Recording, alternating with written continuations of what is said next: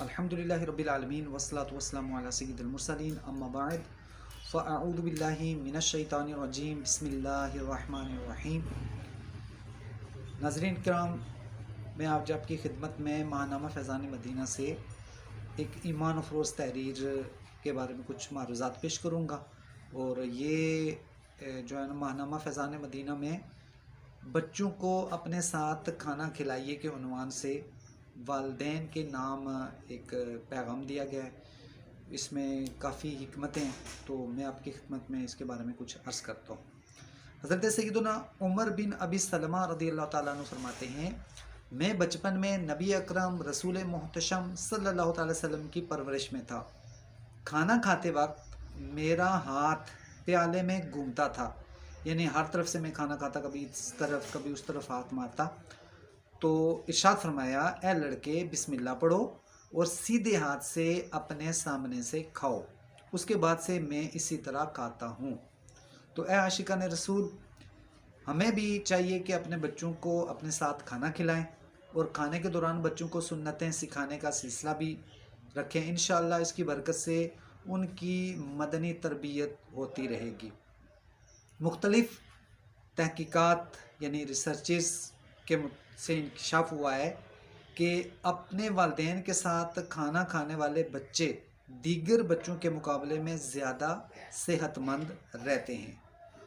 اسی طرح جو ماں کا پکا ہوا کھانا زیادہ کھاتے ہیں، بازاری کھانا کم استعمال کرتے ہیں، وہ بچے بھی دوسرے بچوں کی نسبت زیادہ صحت مند رہتے ہیں۔ لہٰذا خصوصاً جو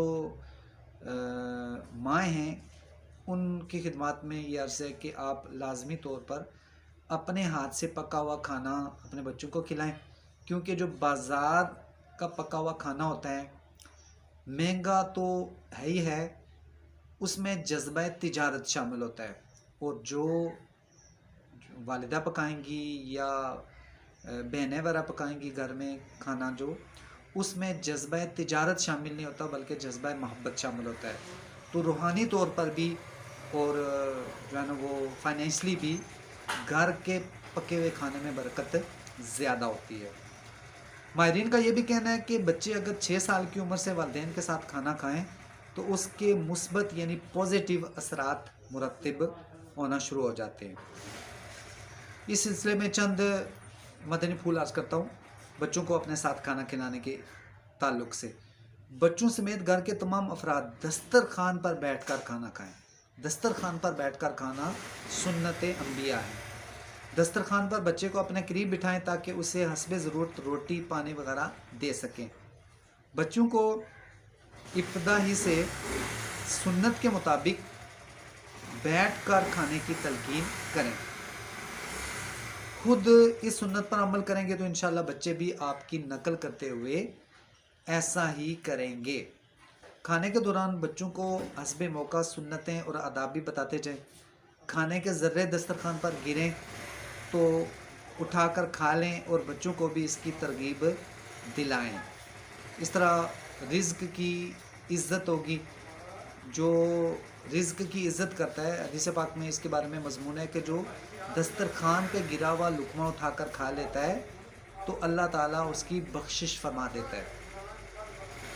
کھانے سے پہلے اور بعد کی سنتیں دعائیں اہتمام سے اجتماعی طور پر پڑھائیں۔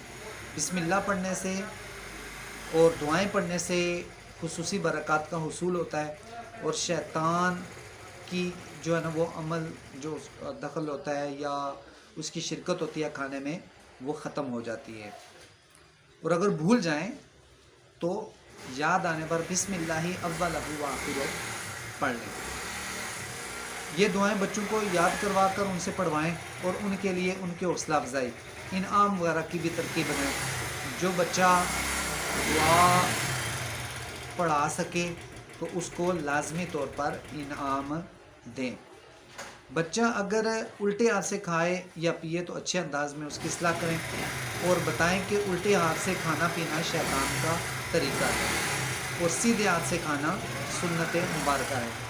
بچہ اگر کھانے کے دوران کھانا یا پانی وغیرہ گرا دے تو اس پر اسے ڈانٹنے یا شرمندہ کرنے کے بجائے حسب موقع مناسب انداز اختیار کریں۔ ایسے موقع پر جارحانہ جو ایگریسو انداز ہوتا ہے وہ اختیار کرنے سے بچنے کی کوشش کرنی چاہیے کہ اس پر تربیت کے منفی اثرات پڑ سکتے ہیں. ٹھیک ہے، جو نقصان ہونا تھا ہو گیا. پہلے بچوں کو سمجھانا چاہیے کہ یہ کام ایسے کریں، یہ کام ایسے کریں، یہ کام ایسے کریں. پھر اگر غلطی ہو تو اس کو بتائیں کہ دیکھیں کہ میں نے آپ کو اس طرح بتایا تھا، اگر آپ اس طرح کرتے تو یہ نقصان نہ ہوتا. تو یوں اگر ہمیں پازیٹیو انداز سے ہم بچوں کو سمجھائیں گے تو انشاءاللہ بچے اچھا اثر لیں گے، اور اگر جارحانہ انداز سے سمجھائیں گے تو منفی اثر پڑے گا، اور اس کے دل میں خوف بیٹھ جائے گا کہ بڑوں کے ساتھ کھانا نہیں کھانا چاہیے. اور وہ ایسا ہوگا کہ ایک بچہ اٹھا کر کھانا کہیں اور کمرے میں جانے کی کوشش کرے گا، دوسرا کہیں اور جانے کی کوشش کرے گا. تو وقتاً فوقتاً مکتبۃ المدینہ کا رسالہ کھانے کا اسلامی طریقہ بھی پڑھ کر سناتے رہیں تو بچے اس سے بھی کئی سنتیں اور آداب سیکھ جائیں گے انشاءاللہ الرحمن. تو کھانا کھانا بڑی اہم ترین چیز ہے، اور یہ ہمیشہ یاد رکھنا چاہیے. جو ماہرین ہیں وہ یہی کہتے ہیں کہ صحت بنتی بھی دسترخوان پہ ہے اور بگڑتی بھی عام طور پہ دسترخوان پہ ہے. جو کھانا حلال تازہ کھانا استعمال کریں گے اور اس کو خوب چبا کر سنت کے مطابق کھائیں گے تو انشاءاللہ ان کی صحت بنے گی. اور جب وہ کھانا بازاری کھانا ہوگا اور بغیر چبائے تیز تیز کھائیں گے، جیسے عام طور پہ آج کل رواج پڑ گیا ہے کہ جلدی جلدی ہر ایک نکلنے کی کوشش کرتا ہے، اور جلد بازی کی وجہ سے وہ اپنا نقصان کر بیٹھتے ہیں. لہٰذا ہمیں جلد بازی سے بچنا چاہیے. حدیث پاک میں آتا ہے جلد بازی شیطان کی طرف سے ہے اور اطمینان اور وقار اللہ تبارک و تعالیٰ کی طرف سے ہے. اگر یہ ویڈیو آپ کو اچھی لگی تو برائے کرم آپ دوسروں کو شیئر بھی کر دیں. اس چینل کو آپ سبسکرائب بھی کر لیں تاکہ نئی ویڈیوز آپ کو ملتی رہیں. اللہ تبارک و تعالیٰ ہمیں عمل کے خیر کی سعادت عطا فرمائے اور ہم اپنے پیارے آقا صلی اللہ تعالی وسلم کا پیغام دنیا بھر میں عام کرنے کی توفیق عطا فرمائے. اور یہ مسلمانوں کا طریقہ کار رہا ہے کہ امر بالمعروف و نہی عن المنکر، یہ مسلمانوں کی خصوصی خوبی ہے. اور یہ انبیاء علیہ السلام کا طریقہ کار رہا ہے، اور انبیاء علیہ السلام کے بعد صوفیاء کرام، اولیاء کرام، علماء کرام نے، مبلغین نے اس مشن کو جاری رکھا. تو ہمیں بھی اس مشن کو جاری رکھنا چاہیے. اپنی اصلاح کے ساتھ ساتھ ساری دنیا کے لوگوں کی اصلاح کی کوشش کرنی چاہیے.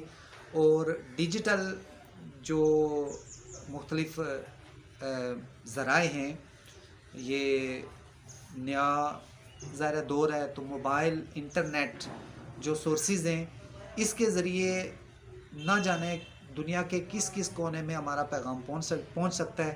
اگر ہم کوشش کریں اور اپنی صلاحیتوں کے مطابق دوسروں تک پیغام پہنچائیں تو ضرور بھی ضرور اس کے مثبت اثرات مرتب ہوں گے. اللہ تبارک و تعالیٰ فرماتا ہے وَذَكِّرْ فَإِنَّ الذِّكْرَىٰ تَنفَعُ الْمُؤْمِنِينَ، اور سمجھانا مسلمانوں کو فائدہ دیتا ہے.